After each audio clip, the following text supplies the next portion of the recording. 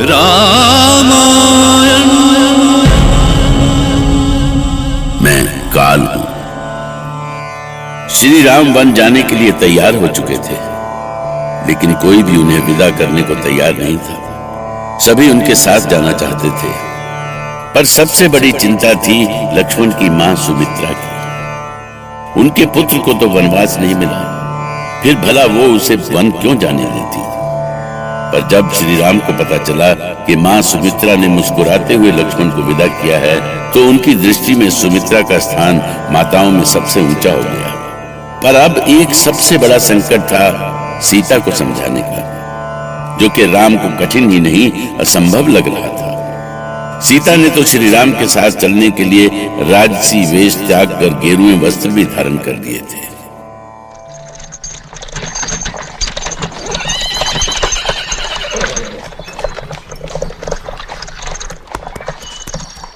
सीते, आप यहां और इस वेश में?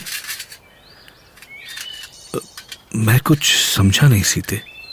वन जाने के लिए गेरुए वस्त्रों में ही होना चाहिए ना स्वामी? पर देवी सीते, वन तो मैं और लक्ष्मण जा रहे हैं। मैं आपकी पत्नी हूं स्वामी। क्या आपकी अर्धांगिनी होने के नाते मुझे आपके साथ चलने का अधिकार नहीं है? आज तक आपने अपने सभी सुख मेरे साथ बांटे हैं, और अब जब दुख की घड़ी आई तो मुझे स्वयं से दूर कर देना चाहते हैं। क्या मर्यादा पुरुषोत्तम श्री राम अपनी पत्नी के साथ ऐसा अन्याय करेंगे स्वामी?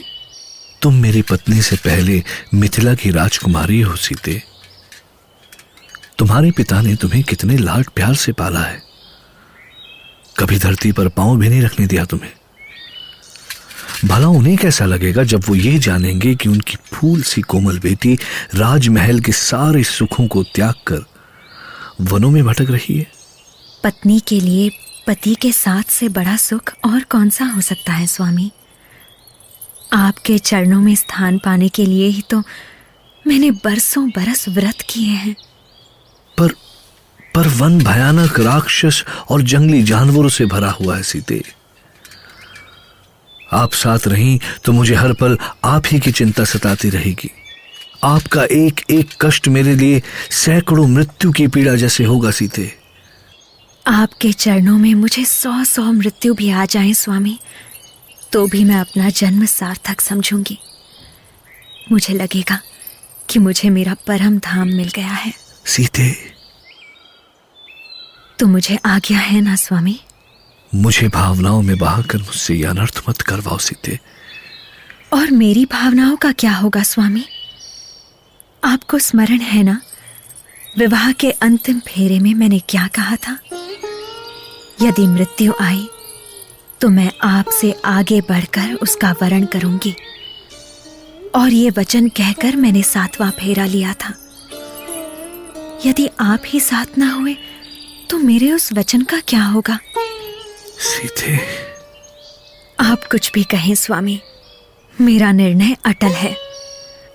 तुमने सोच कैसे लिया कि इसके लिए पिताजी और माँ तुम्हें अनुमति देंगे? स्वामी, पिताजी ने छोटी माँ को ये वचन तो नहीं दिया है ना कि आप अकेले ही बन जाएंगे? अब मैं क्या कहूं? चलो, पिताजी और मां से आशीर्वाद ले लो। कहे ओ कृपाल भानुकुल नाथा, परिहरि सोच चलहूं वन साथा। अयोध्या के इतिहास की ये पहली घटना थी जिसमें अब तक के सबसे योग्य उत्तराधिकारी को अभिषेक से ठीक पहले वन भेज दिया गया था। जब राम सीता के साथ मां कौशल्या से अंतिम बार मिलने गए तो कौशल्या भला कैसे विदा करती हुई?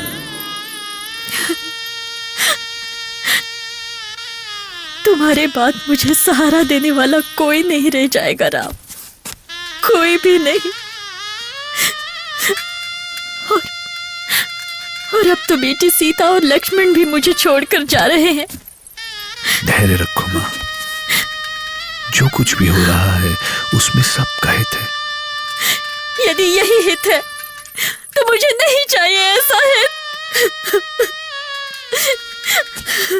अब विलंब न करो, अभी पिताजी से भी आशीर्वाद लेना है माँ। माँ, आशीर्वाद दे माँ। देखिए, आपकी सीता आपके सामने हाथ फैलाए खड़ी है। इस झोली में अपना आशीर्वाद डाल दीजिए। जाओ सीता, अपने कर्तव्य का पालन करो। मैं भी अपने कर्तव्य का पालन।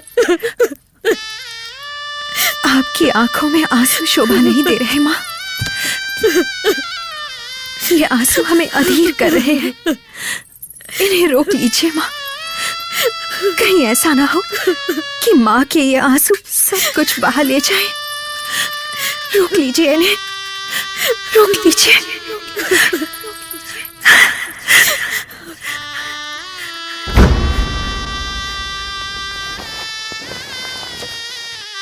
बस महाराज, बस कीजिए। अब आप इस तरह कब तक आंसू बहाते रहेंगे?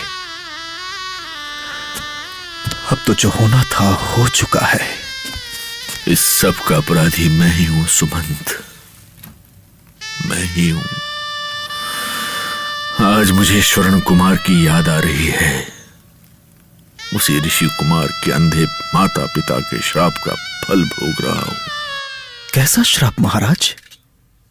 कौन ऋषि कुमार? किस ऋषि कुमार की बात कर रहे हैं आप?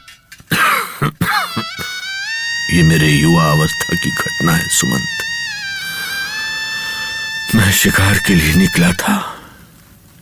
शिकार करते करते कब रात हो गई मुझे पता ही नहीं चला।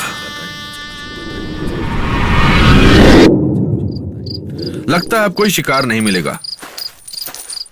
इतनी रात में कौन सा जानवर बाहर निकलेगा भला? ये आवाज कहां से आई? लगता है कोई हाथी जल क्रीड़ा कर रहा है। इसे अभी अपने शब्द भेदी बाण से शिकार बनाता हूं। ये क्या? ये तो कोई मनुष्य है। उसे बचाना होगा। हे मां, पिताजी। ऋषि कुमार, क्षमा करें कुमार, मैंने समझा कि कोई जानवर जल क्रीड़ा कर रहा है। ये क्या किया तुमने? ये क्या किया तुमने? मैं कोई जानवर नहीं, श्रवण हूं। अंधे अंधे माता पिता के लिए जल लेने आया था। अब मैं तो जीवित नहीं बच सकता। तुम ही जाकर उन्हें जल पिला दो। हे प्रभु। कुमार, मेरे बाण से घायल श्रवण के प्राण निकल गए। मैं उसे मरते हुए देखता रहा। फिर मैं पास ही पड़े उसके जल कलश को लेकर चल पड़ा। कुछ ही दूरी पर उसके अंधे माता पिता अपने पुत्र की प्रतीक्षा कर रहे थे। आ गए बेटा, बड़ी देर कर दी। क्या आसपास कोई सरोवर नहीं था बेटा? तुम चुप क्यों हो? क्या हुआ? क्या जल नहीं मिला बेटा? मैं श्रवण नहीं हूं। श्रवण अब नहीं रहा माते। भूल से वो मेरे बाण का शिकार हो गया। अनर्थ! भाभी, तूने मेरे पुत्र का अंत कर दिया। मेरी ममता का वध कर दिया तूने। तूने उसके साथ हमारा भी वध कर दिया। हमारा भी वध कर दिया। ईश्वर तुझे भी ऐसी ही पीड़ा दी पापी। तू भी हमारी तरह पुत्र वियोग के दुख से मरे, पुत्र वियोग के दुख से मरे।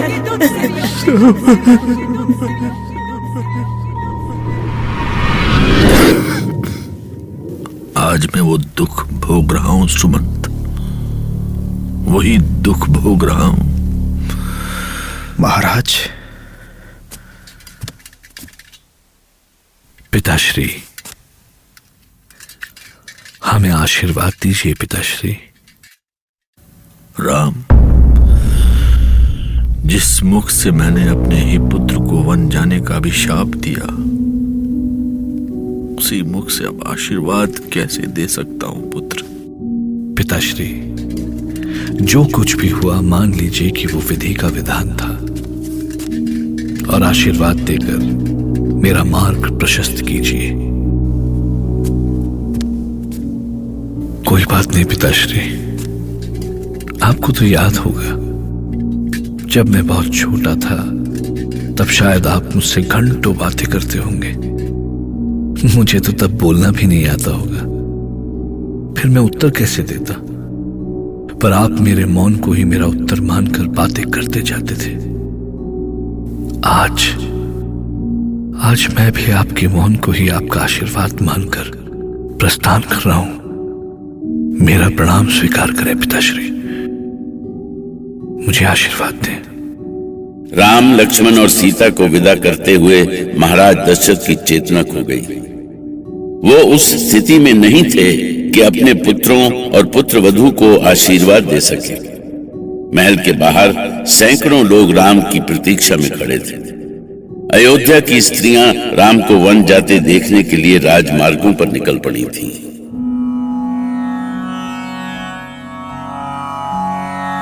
पाप पुराना बाघ सा सदा लौट कर खाए। दशरथ भी निज पाप से, दशरथ भी निज पाप से कहूँ बचन ना पाए। राम